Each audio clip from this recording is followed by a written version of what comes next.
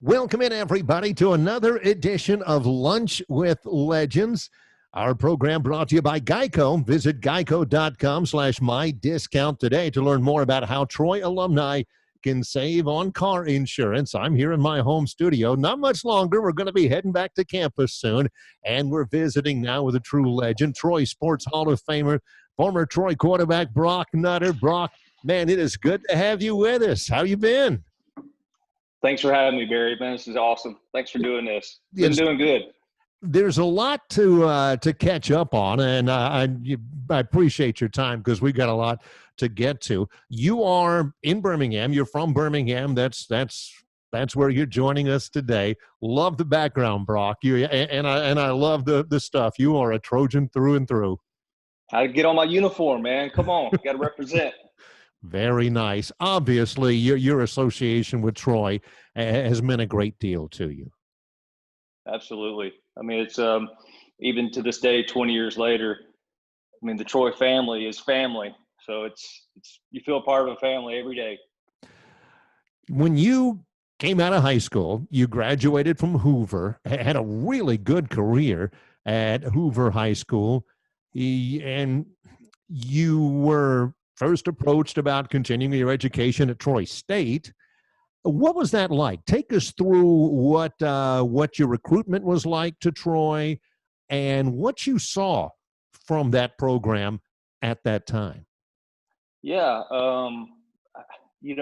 Recruiting has changed so much over the years. I won't go down a rabbit hole too much, but the recruitment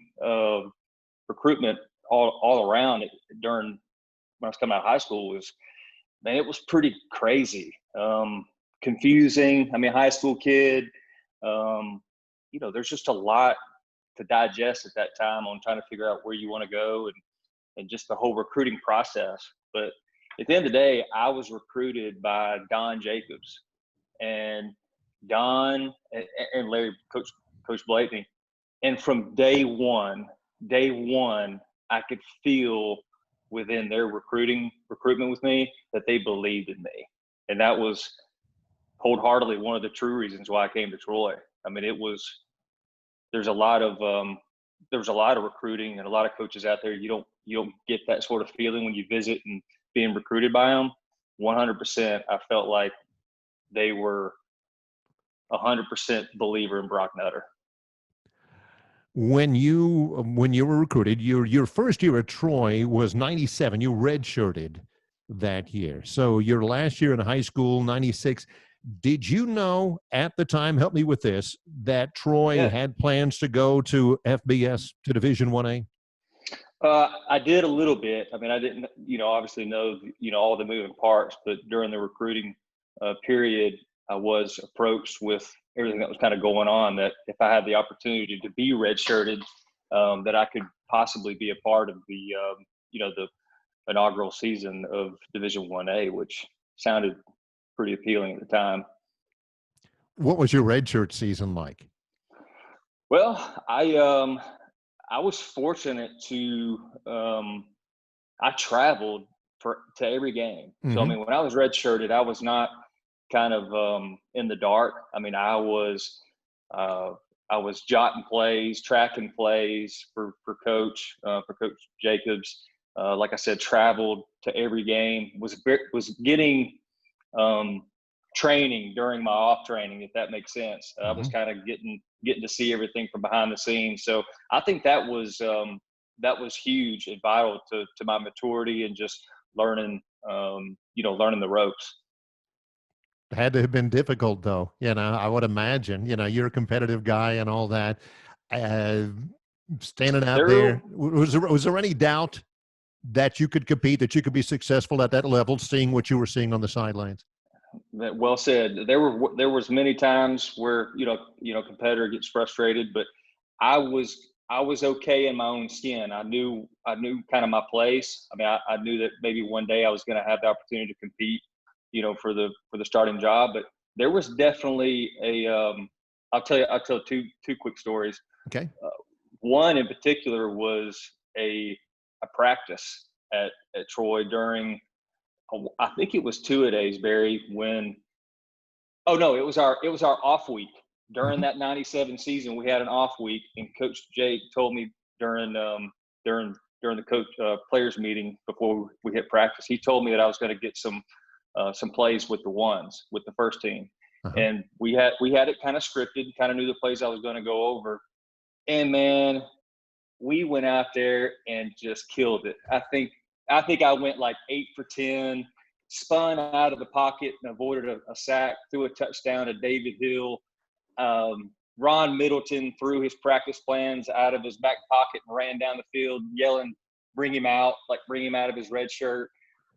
Really had a really good session during that teams period, and that's when I kind of knew, but that was even more kind of validity that I can do this. That is great. And you bring up some great Yeah. names. That brings out a lot of memories. 1998, start as a redshirt freshman. It's rare to get to travel on the road as a true freshman. I don't know if everybody realizes that doesn't happen to every freshman coming in. It's even rarer to start as your first game as a redshirt freshman, and even that much rarer that your first start was the first of 48 starts in a row. Was that a mindset for you? No, again, I sat in with Coach Jake at a particular pre practice meeting, and I remember him telling me that I will have the opportunity to possibly be the first since Coach Turk, Mike Turk played. I could potentially be the first player to start for potentially up to 4 years. And as a young 18-year-old, that was it wasn't in one ear out the other, but it was certainly like this could be pretty special. And I always I'll give a shout out to Chuck Ash and all the trainers and Coach Shaughnessy. They kept me on that field, man. I couldn't have done it without them, man. So it was an attribute to them. That was what I was going to ask next, because there's got to be some luck. 48 games in a row starting. Just some injury luck. Were you ever close? Was it ever touch and go because of injuries that you might not? Luck. So I'd say a little bit of luck. I had every probably knick-knack injury you could think of. I booted out of the pocket and took a hit to the shoulder against Sanford, and it made my entire arm, filled up with blood. So I had some crazy injuries where you're in the training room, but for that kind of stuff, or a twisted ankle, or a sore shoulder, all the aches and pains with the everyday dealings with football. But I never had anything major. I had a slight scare going into my junior year with the shoulder and had it checked out. But man, I dodged the knee injury, or the foot or ankle injury, anything major that kept me out. So that was very blessed. We talk with some of these players, the football players from back really before your era, and some afterwards, and they talk about certainly the games, certainly the great performances, but they also talk about the bus trips. The old SFL, the old Southland Football League. There was, and at that point, I was doing television, so I got a chance to. CSS. Yeah. And we went to Northwestern State. As a matter of fact, I'll tell a story in just a little bit about one of the games that I did that you were involved in. But do those memories resonate with you? The being with the fellas and going to some of these places, and you weren't flying. Do you still think about those? Oh my gosh, are you kidding me? Those are the heart and soul of tons of the relationships we have, to this day with teammates. I got the biggest kick out of it, and laughed with your lunch with Lawrence and OC and DeMarcus. I could have listened to that all day. You roomed with Lawrence Tynes. We did, yeah. Lawrence and I were roommates for, gosh, probably almost 3 years. So 12 years later, I'm doing the math. Certainly, at least 8 years later, Um, he's lining up to kick a field goal to send the New York Giants to the Super Bowl. It was in the NFC Championship game. He did it again in Green 3 years Bay. in Green Bay, did it again in San Francisco later on. I can't imagine your reaction as you're watching all of that. You know, it's got to be surreal, and it had to be really, really fulfilling for you. Well, it's funny you mentioned that because I watched that kick, those that game in Green Bay Mm-hmm. from the stands. I was at that game. How cold was it there? I'll tell you how cold it was. My wife and I made the trip, and we wore like 7 layers of clothing. Okay, we felt like the little kid on Christmas Story where he couldn't put his arms down. You know, it's just so much clothes on him. I can't put my arms down. But it was so cold, and we had some guys next to us that were really, really cool and troopers. They gave us an inch or two thick styrofoam to stand on because you didn't want to stand on the concrete out there in your stadium seat. It helped your feet stay warmer. And he was having himself a beverage, a beer beverage, and it was beating up from the bottom after a few minutes. That's how cold it was. I still can't imagine. It was not a terribly long kick, but I remember watching it thinking, number one, I couldn't even draw my leg back. But just the fact that he was able to make that, gosh, that was a source of pride for all of us, for sure. Talking here with Brock Nutter on Lunch with Legends. And people ask you, I'm sure still even now, about the big win in 2001 at Mississippi State. Talk about a bad weather game. But really, all the transitional stuff really happened before that. In 99, your sophomore year, you guys went on the road a couple of times against 1A competition, and you won it. It wasn't just an absolute, entry into FBS, the win against Mississippi State. You guys had some success, Brock. Absolutely. In '99 we went up to Cincinnati and played them and won a ball game. Competed against Marshall, which was kind of like us, the equivalency. They had made the jump. So I mean, there was a lot of games out there that we were not only just competing but winning. So going into that 2001 season, we were not deer in the headlights or scared. We were just chomping at the bit at the opportunity. And who was it going to be? I mean, it was, okay, we had Nebraska, we had Miami, right, who ended up playing in the national championship that year. But we felt like, was it going to be Maryland? Was it going to be Mississippi State? We were going to get one of them, and we were going to get them. And it was Mississippi State. This reminded me of a story. I remember back to the 1999 game at Middle Tennessee in Murfreesboro, and I was doing that game on television. And the Friday before at their stadium, at Floyd Stadium, I was there through the walkthrough, and I was talking with Coach Blakeney, and you were running, you were just running reps, with the wands, just 3 half speed, and Coach Blakeney got on you about something while I'm standing next to him. I said, you need to do something. I don't even remember what it was, and but you had done something wrong, and he said something to you. And you gritted your teeth and you went back over there. And Coach Blakeney elbowed me on the side. I'm just standing there watching, getting ready to do the game. And he said, he really didn't do it wrong, but Brock plays better when he gets a little irritated. Yeah, he's so right. He's so true. I love Coach Blakeney. He did. He knew how to coach me. And so did Coach Jake. Everybody's different, but I was able to interpret and compute and take what I needed and kind of spit out the rest. But Coach Blakeney, you just hit on the head. He knew how to hit the right buttons. There was a right button there because you threw for 390 in that game against Middle Tennessee without being too immodest or anything like that. A game like that, and you had several of those in your career. You finished your career third all time in passing yardage at Troy. You did that. But when you had a game like Middle Tennessee, literally could you feel it? Could you feel it coming? Could you sense that, or was individual performance, individual numbers, really not that important to you? You don't really feel them coming. I mean, you could feel it during the game, and that was definitely a game where it was kind of like, boy, we are on, we're hot, and let's just keep it going. Just like if it's the running game, or I mean, when you got to strike while the iron's hot. But we could definitely feel it in that game. That was a special night.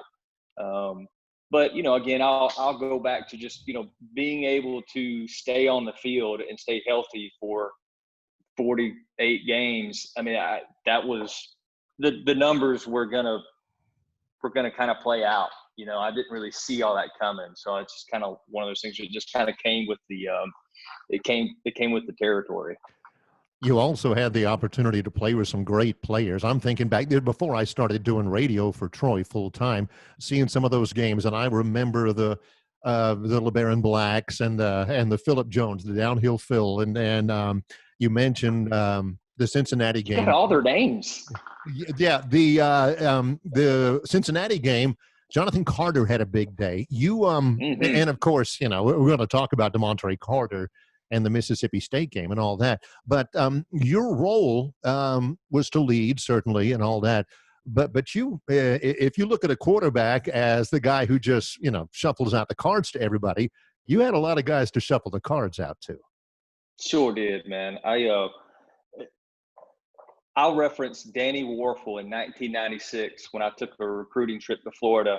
I met him in the locker room in Florida, and they had just torched LSU, Mm-hmm. and he probably threw for 400 yards. I was like, dude, how do you do this? Like, what's your secret? And he's like, what's your name? I'm like, my name's Brock. I'm from Alabama. He said, when you've got the talent around that I do and the guys I'm able to throw it to, just let them go get it. Get it out of your hand into theirs and let them do all the work. So, man, I felt a little bit of that way with all of our teams during my career. But Jonathan Carter was definitely the postman. He could run. That boy had he was like running on roller skates. He could run a go route or a post route, and man, we had a special connection. These are all great, great names. Let's move forward. Senior year, 2001, the entry into FBS, and you opened up with a daunting schedule. You talked about that. What was your mindset heading into that? There was no conference affiliation. There was no conference title to win. You were the new kids on the FBS block. What was the mood heading into that year? Coach Blatney used, I think our kind of slogan was maybe shock the world, Mm-hmm. but we were going to compete like hell, Barry, is what we were going to do. We were going to knock people in the mouth. We were not going to be, a shoe over, and just be collect the money and run. We were there to hit them in the mouth and compete and win. And the coaching staff did a great job leading up into that Nebraska game. I mean, we were all in. We bought in. My senior year, we had a whole new offensive scheme, Mm-hmm. some new coaches, on the scene. So it was. I hate using the word buy-in, but you, as a team, you got to be all in, or you can tell it, you could feel it, and we were all in. So we were ready to strap in and buckle your seatbelts and get after it that season. We were coming with ears pinned down, and let's go fight. Let's go compete. Got an early lead against Miami, right? We did. We went up. We would have been up. I think we went up 7-0, but we Mm-hmm. would have gone in it. We would have gone in at halftime with the lead if we wouldn't have dinged 2 field goal kicks off the uprights. Mm-hmm. Our field goal kicker at the time missed 2. We'd have been going in at halftime. That'd have been pretty cool. But man, you mentioned that Miami game. I have to tell a quick story. We would have tied it up 21-21 in the third quarter. Okay. Mm-hmm. And I threw an interception in the end zone. I think to Jonathan Vilma, who I watch on ESPN as a sportscaster. And man, it was lights out after that. We never got the ball back in a good field position, and they just kind of like put the hammer down on us. They- I think everybody on that Miami Hurricane team was drafted that season. I tell everybody to this day, I was like, yeah, Ed Reed just got inducted into the Hall of Fame. Mhm. My only pick six in my career, Ed Reed. I tried to tackle him, and I think he put his hand on top of my helmet and did the Heisman pose on top of it as he ran by me. One and only pick six, Ed Reed. We go Proud to ahead. say We go ahead to mid-October. We were talking about Tynes kicking that field goal in Green Bay when it was, single digits at best in terms of temperature. Nasty, rainy, terrible day in Starkville as Troy State took on Mississippi State. You had come close. You had represented well. It was a nasty track. The game had to be, you had to hold off on it for a while just because it was just terrible out there. Mm-hmm. Describe the conditions, describe the mindset heading into that game, Brock. We felt really good about that game. Our team meeting before we left out that day, that week for the game, we had a team meeting, and I remember vividly standing up in front of the group and telling them that this was the one. This is the game. And man, it was terrible. As you mentioned, the conditions were awful, but that didn't bother us. I say to this day, if it hadn't have been for the rain, we'd have beat them 35. We'd have beat them 35-7 or 9. I think they scored 9. Right, correct. But we were well prepared. There was like you mentioned, I think a tornado that came through in the area that kind of postponed it. But we had done our homework. Our defense was ready. They were relentless. OC in that group, man. Rayshawn Reed picked off a pass. We were just, again, that one, it finally all came together. Like I said, with that schedule, and we were gonna get somebody. And then the Bulldogs were in the way. It's interesting because the interception return from Rayshawn was 77 yards, and he's splashing the whole way down the field. That was actually the second touchdown of the quarter. All 21 points you scored were in the second quarter. And it all began, you threw a touchdown pass. Basically, it was a swing pass to DeMontre Carter, who did the rest. And DeMontre later on in the quarter had a run of about the same distance. What kind of a player was DeMontre? Game day player, baby. we could put him anywhere at the slot, which I loved the way we utilized him that way. I mean, yes, he was a running back, but we didn't just hand it off to him between the tackles. I mean, we spread him out and put him in motion, put him in the slot receiver, and just utilize his talents. That dude was a gamer. And, some guys just have the knack and the ability to not take a big hit. He was that kind of runner and that kind of elusiveness where he was so slippery. He never took a big hit. And once the ball got in his hands, you just had to hold your breath. Like, what's he going to do? And that's special. Interesting. And boy, I remember so many great plays from him. You finished your career, 48 starts, 49 career touchdown passes, 4th all time at Troy. And you've already mentioned consistency a couple times, the consistency and work habits. The consistency to me is as big of a legacy that your career had as anything. All the wins you had, again, you had 36 wins in 4 years, but it's the consistency that I think people look at with Brock Nutter, looking back on his career. Is that what you hope people remember and describe your career? Sure. That's, some of those records and accolades were, those were good at the time, and they're all meant to be broken. But, the one to this day that I'm the most proud of was to be able to say I was a 48 straight games. I was the Iron Man, and just what you saw is what you got. I mean, if you came to practice, you saw how I played. I mean, I played how I practiced, and whether it was in the weight room or on the practice field, I took a lot of pride in one, competing, because any competitor out there, I mean, especially at the quarterback position, I mean, there's 3 or 4 linebackers out there. There's 4 or 5 linemen. There's 5 DBs out there on the field. There's only one quarterback. So I mean, there's definitely, underneath in my blood that once I've earned the position, that I wasn't giving it up. Nobody was gonna, beat me out. If I was not gonna play, it was because I was gonna be hurt. Otherwise, I was like that Brett Favre mentality, who I loved, and kind of emulated growing up. I was going to be on that field. Yeah, nobody's going to take my job. Yeah, that's valuable. I've got to imagine. A couple more questions, and maybe maybe we can answer them both at the same time. And it has to do with nowadays. You were inducted in the Troy Sports Hall of Fame in 2019. It has been now 18, 19 years since you last took a snap at Troy. Today, in your daily life, family man, businessman, all of that kind of stuff, what lessons do you remember from Troy that you still carry with you today? Oh gosh, we got enough time? It seems like there would be.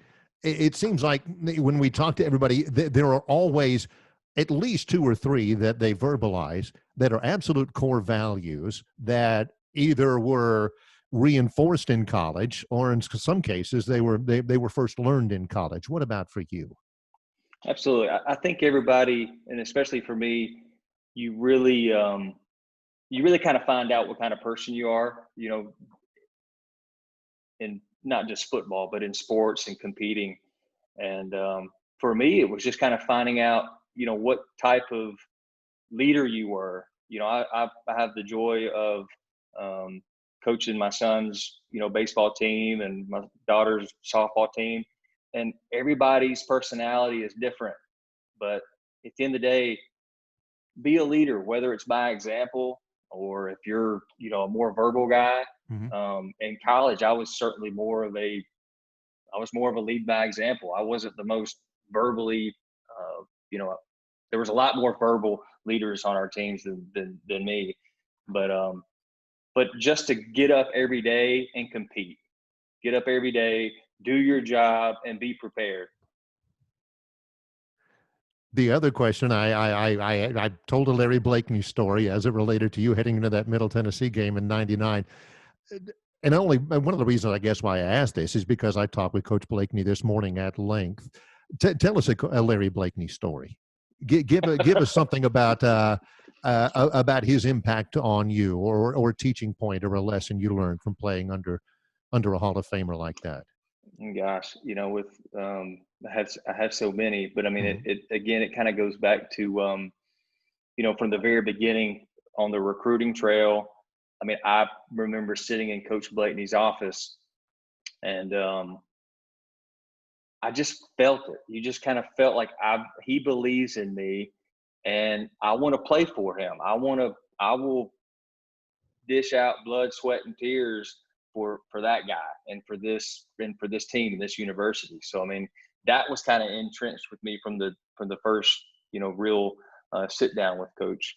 And I tell you what, you mentioned the Middle Tennessee story about how he was able to push a button. Push a button. But I tell you, he and he had that knack to do that with everybody. He was able to identify everybody that he coached, because he coached everybody on that field. Okay. He didn't just coach offense or defense. I mean, he had that ability to connect with each player and really motivate them. And that's why he's legendary. That's why he's on the shelf, man. He's a legend of his own. We won't see another one like him. Yes, that's that is well said. Our Lunch with Legends brought to you by Geico. Visit geico.com/mydiscount today to learn more about how Troy alumni can save on car insurance. We've been really blessed to have some time to spend with Troy Sports Hall of Famer quarterback Brock Nutter. Brock, this is great stuff. Thanks so much, and I look forward to seeing you again real soon. No, thank you. Appreciate it, Barry. Enjoyed it. Go Trojans.